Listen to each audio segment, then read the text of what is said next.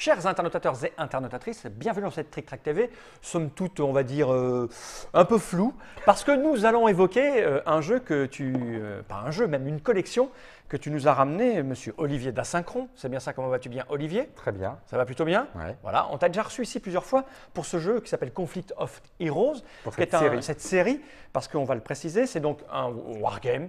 Oui. C'est ça, c'est-à-dire un jeu de guerre historique. Un jeu de simulation. Un jeu de simulation historique basé sur la Deuxième Guerre mondiale, la seconde, comme on dit, puisqu'il n'y en a pas eu encore de troisième. Et c'est un jeu avec un système qui fonctionne parfaitement, qui est reconnu, ultra reconnu par les spécialistes. Et vous nous l'avez proposé en français chez Asynchron, parce qu'au départ, c'est Academy Games. L'éditeur. Et on en est à la deuxième saison, la deuxième édition, où les graphismes ont été revus.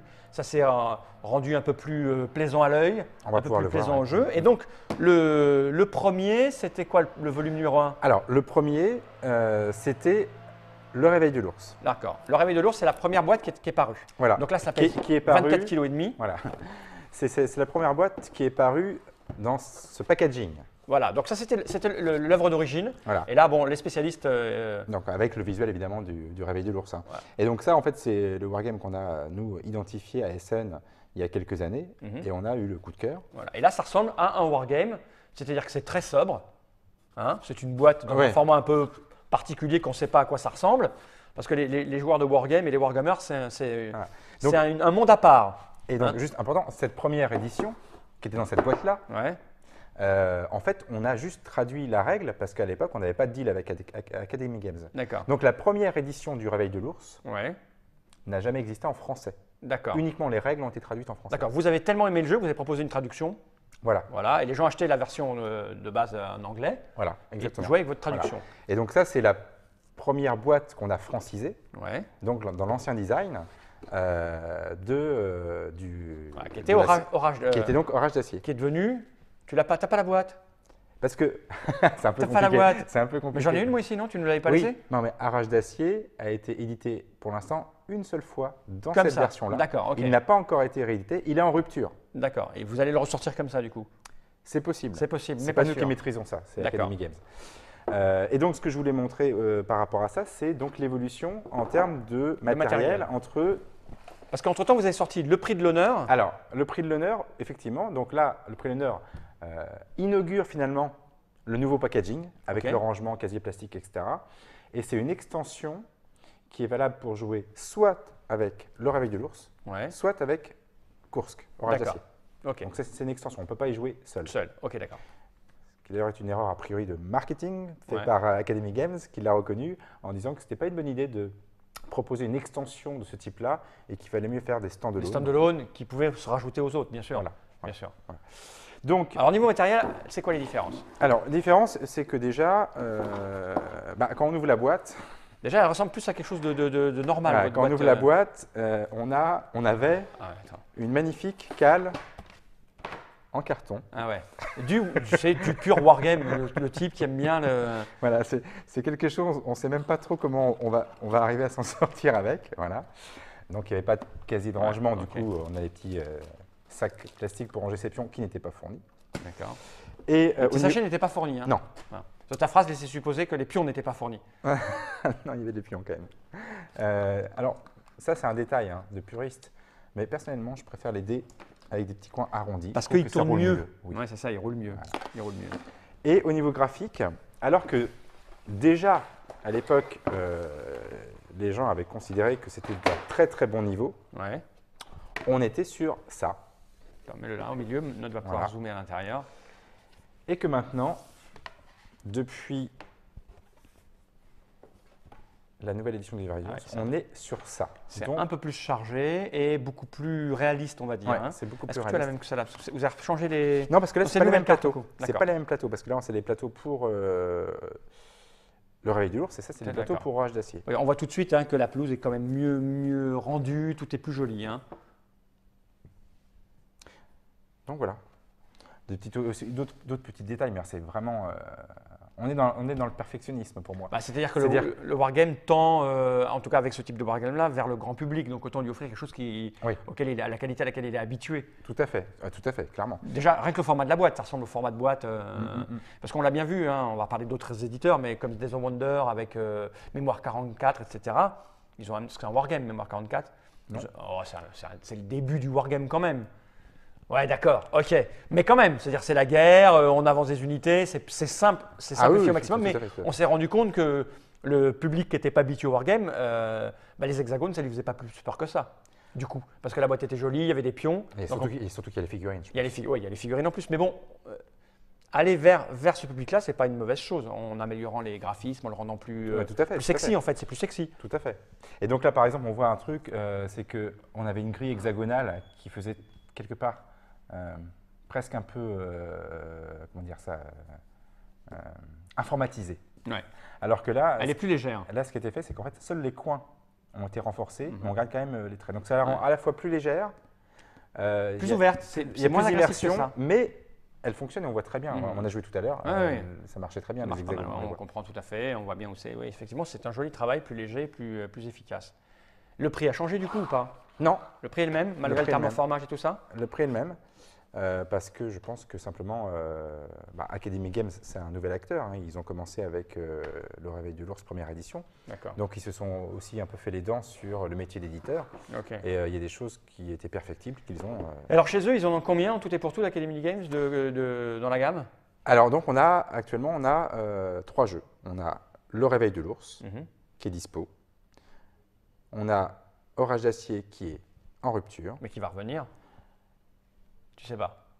Il y a 2 choses qui vont venir avant, j'en parlais. En titre juste parce que je suis extrêmement curieux, c'est un tirage de combien Orage d'Acier? Orage d'Acier. Pour savoir le public à peu près qu'il y a en France pour ce type de jeu finalement. Ouais. Orage d'Acier, on a fait un tirage à nous 600 exemplaires. Ah, c'est peu quand même. C'est pour ça que c'est en rupture. C'est pour ça que c'est en rupture. Et ceux-là, vous les tirez à combien alors, 1000. du coup 1000, un peu plus quand même. Ouais. Les joueurs de Wargame sont peu nombreux en France?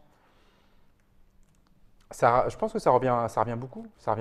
Mais peut-être qu'ils ont acheté aussi la VO au départ avant de prendre la VF. Il y en a qui l'ont fait. Que de la comète là, qui achète. Mais je pense qu'il y a un marché, un potentiel de joueurs nettement supérieur à 1000. Ça, c'est évident. Oui, parce que déjà, surtout avec des produits de cette qualité. Donc il y a au moins 2000 joueurs.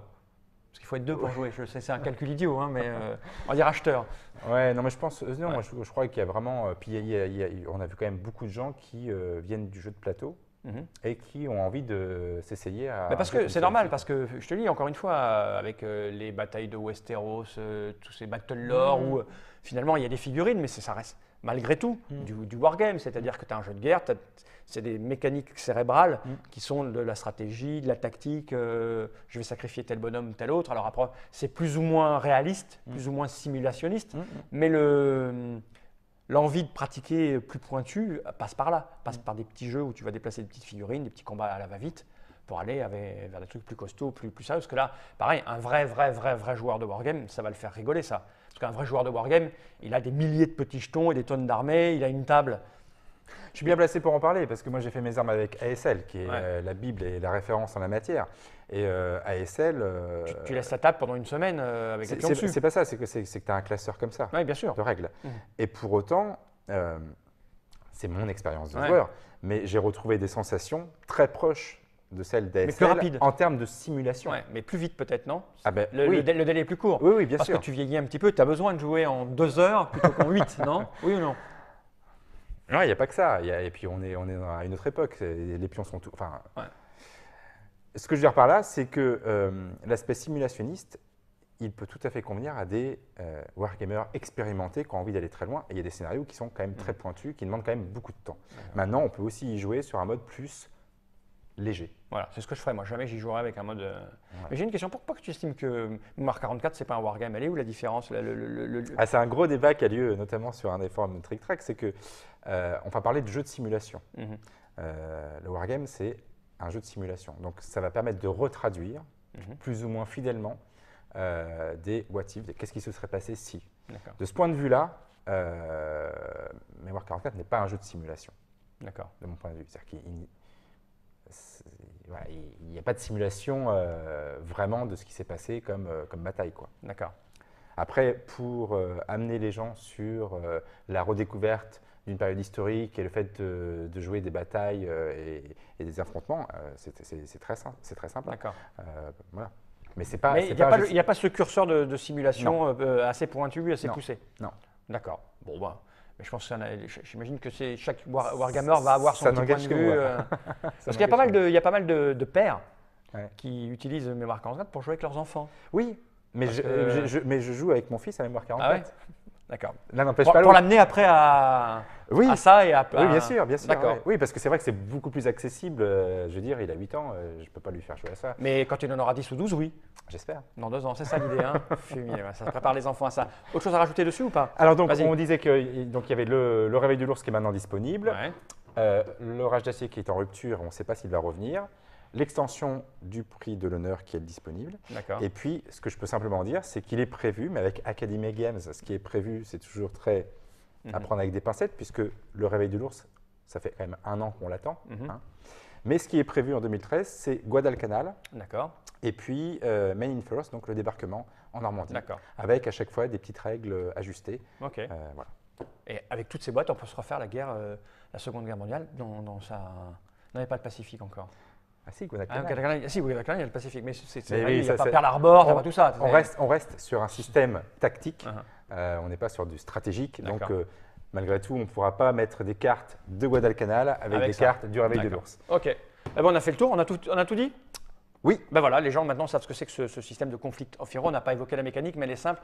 Il y a 2 vidéos qui expliquent un petit peu les parties, notamment on en a fait une sur le Réveil de l'ours. Vous allez voir, moi qui ne connais rien, j'ai réussi à comprendre et à jouer, même si je n'ai pas joué très bien, mais c'est vrai que c'est simple et efficace. Je ne suis pas d'accord, ouais. Parce que le petit mouvement sur la droite, il m'a quand même bien enquiquiné. Ben, je sais bien, mais je ne suis pas non plus un demeuré total et complet quand même. Je fournis un petit effort, un tantinet. Conflict of Heroes, le Réveil de l'ours, le prix de l'honneur, Orage d'acier et quelques futures sorties chez Asynchron. Merci Olivier de nous avoir expliqué tout ça. On n'a pas dit le nom de l'auteur, Uwe Ecker, c'est important. Hein.